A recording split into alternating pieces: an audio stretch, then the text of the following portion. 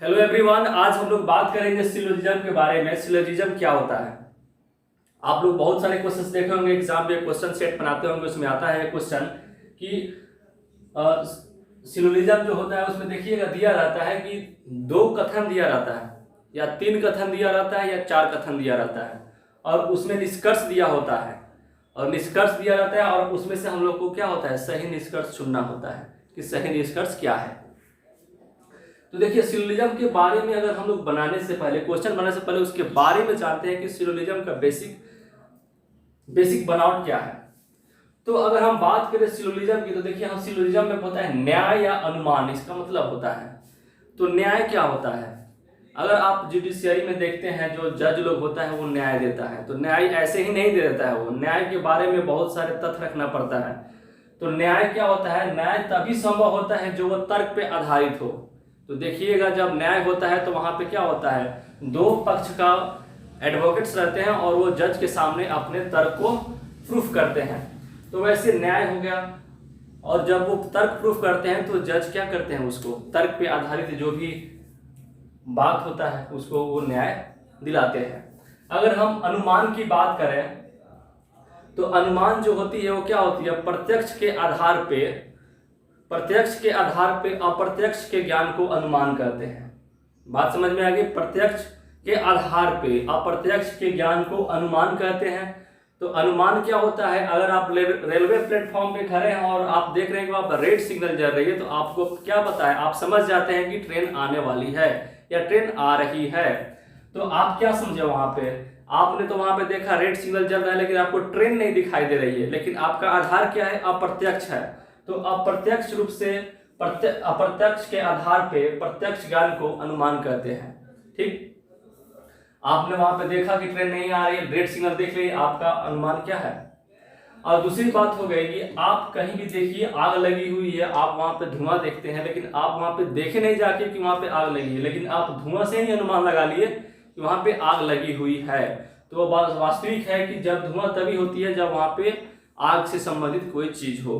तो चलिए, यहाँ पे ये भी क्या हो गया, हम लोग का अनुमान ही हो गया ना, तो उसको हम लोग क्या बोलेंगे, अप्रत्यक्ष के आधार पे प्रत्यक्ष के ज्ञान को अनुमान करते हैं। यहां तक हम लोग समझ गए कि सिलोजिज्म का मतलब वास्तविक मीनिंग क्या होता है। अगर हम बात करें, देखिएगा कोई भी क्वेश्चन देखिएगा सिलोजिज्म में दे दिया रहता है क्या, अंग्रेजी की बात करें तो ऑल दिया रहता है, सम दिया हुआ होता है। ठीक, अगर हिंदी की बात करें तो दिया रहता है क्या, सभी या कुछ, ऐसे करके वर्ड दिया हुआ होता है।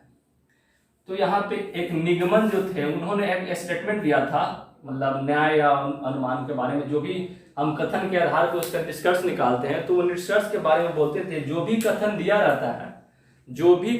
रहता है उसका निष्कर्ष जो होना चाहिए व्यापक नहीं होना चाहिए, यानी कथन के आधार पे ही तर्क होना चाहिए, उसका व्यापक नहीं होना चाहिए।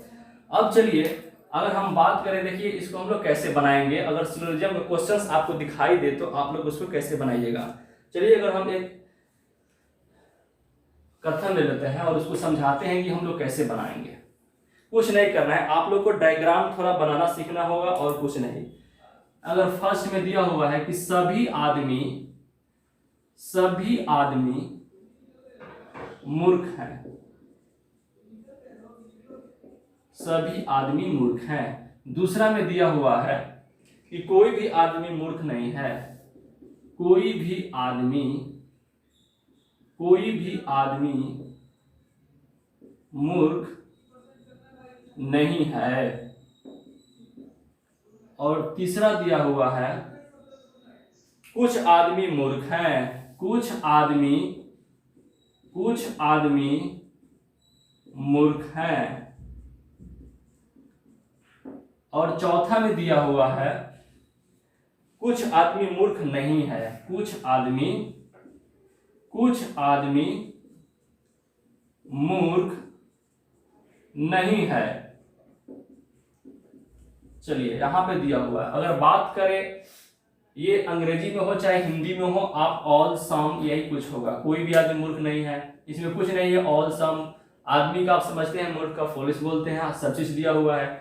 आप चलिए इसको हम लोग समझते हैं कि इसका बेसिक डायग्राम यही है सिलोजिज्म बनाने का। आप लोग क्वेश्चन ये अगर आप बात समझ गए ये 4 बात आप समझ गए तो जितना भी सिलोजिज्म का क्वेश्चन दिया हुआ है, चाहे एसबीआई पीओ का है, चाहे कलर का है, चाहे कोई भी एग्जाम का हो, आप उसको अगर ये 4 बात समझ गए तो आप सिलोजिज्म का कोई भी क्वेश्चन हल कर दीजिएगा। चलिए, अगर यहाँ पे देखिए, यहाँ पे दे रहा है सभी आदमी मूर्ख हैं, तो देखिए सभी, देखिए आदमी को हमने क्या कर दिया, यहाँ पे देखिए आदमी को हमने ले लिया, आदमी को हमने रिप्रेजेंट कर लिया एम से, और मूर्ख को हमने क्या कर दिया, एफ से कर लिया। मूर्ख को मैंने क्या कर दिया, फुलिश कर दिया। अब ये शॉर्ट करिएगा, जब भी आप डायग्राम बनाइएगा तो जो आदमी दिया हो ना उसका इंग्लिश वर्ड का एक शॉर्ट वर्ड ले लीजिएगा ताकि आपको डायग्राम क्लियर बने। नहीं तो आप मैन फुलिश लिखिएगा तो आपका डायग्राम हौच-पौच हो जाएगा, आप क्लियर नहीं हो पाएगा आपका क्वेश्चन। तो चलिए यहाँ पे हमने ले लिया, फर्स्ट क्वेश्चन दिया हुआ है कि सभी आदमी मूर्ख है। ये देखिए, ये जो सभी आदमी है ना, ये पूरा आदमी दिया हुआ है, इसमें सभी आदमी मूर्ख है। अब बताइए, ये क्वेश्चन दिया हुआ है कि सभी जो ये आदमी है ना, ये क्या है, मूर्ख है। चलिए, आपका ये फर्स्ट डायग्राम हमने इसको बना दिया। अगर आपको डायग्राम बनाना होगा, ऐसे करके दिया होगा कि सभी आदमी मूर्ख है, तो आप इसका डायग्राम ऐसे बनाइएगा। दूसरा में दिया हुआ है, देखिए दूसरा डायग्राम की बात करें, कोई भी आदमी मूर्ख नहीं है। अब यहाँ पे दे रहा है क्या, कोई भी आदमी मूर्ख नहीं है, तो देखिए इसमें कोई रिलेशन नहीं बनेगा। दूसरा डायग्राम क्या बोल रहा है, कोई भी आदमी मूर्ख नहीं है। चलिए, ये भी आदमी है और ये मूर्ख है, तो देखिए आदमी है ना, मूर्ख, कोई आदमी मूर्ख नहीं है, तो इसमें कोई रिलेशन नहीं बन रहा है, यानी नहीं जो आएगा वो क्या हो गया, इसमें कोई रिलेशन नहीं बन रहा है, कोई भी रिलेशन नहीं बोलना है। देखिए कोई भी नहीं, तो कोई भी नहीं मतलब ना आदमी मूर्ख है ना मूर्ख आदमी है, सब अपना क्या है, अलग अलग है, यानी ये दोनों जुदा जुदा है। अगर हम तीसरी की बात करें, तीसरा डायग्राम की हम बात करें, देखिए तीसरा डायग्राम क्या दे रहा है, कुछ आदमी मूर्ख है, तो देखिए कुछ आदमी मूर्ख है, कुछ आदमी मूर्ख है, ये मैन हो गया और ये फुलिश हो गया। तो इसमें कुछ आदमी क्या होगा, ये जो आदमी दिखाई दे रहा है ना इधर वाला, ये आदमी मूर्ख हो गया। कुछ आदमी मूर्ख है, ये जो आदमी हो गया ये मूर्ख है। सभी आदमी इसमें मूर्ख नहीं होगा, ये पूरा नहीं होगा, कुछ होगा, ठीक। तो क्या होगा, कुछ आदमी मूर्ख है, कुछ आदमी मूर्ख है, मैंने इसमें से मूर्ख, ये हो गया, कुछ आदमी मूर्ख हो गया ये। अब हम चौथा डायग्राम 4 नंबर स्टेटमेंट को देखें, तो 4th नंबर स्टेटमेंट में दिया क्या दिया हुआ है कि कुछ आदमी मूर्ख नहीं है।